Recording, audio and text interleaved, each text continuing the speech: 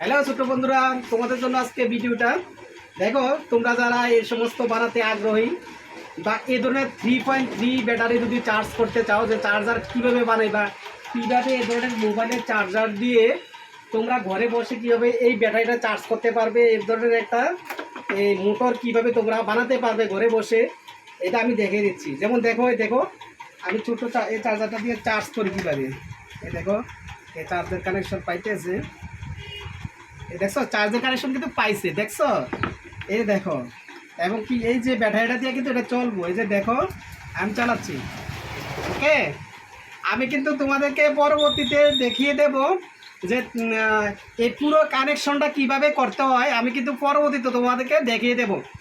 তো তোমাদের কাছে একটা রিকোয়েস্ট, তোমাদের পরের ভিডিওটা দেখতে চাও তাহলে আমার চ্যানেলটাকে একটু সাবস্ক্রাইব করে রাখবা, একটু লাইক দিবা, কেমন? আমি পরবর্তীতে এই ভিডিওতে তোমাদেরকে আমি দেখিয়ে দেব যে কিভাবে এটা এই কানেকশনটা করতে হয়। ভালো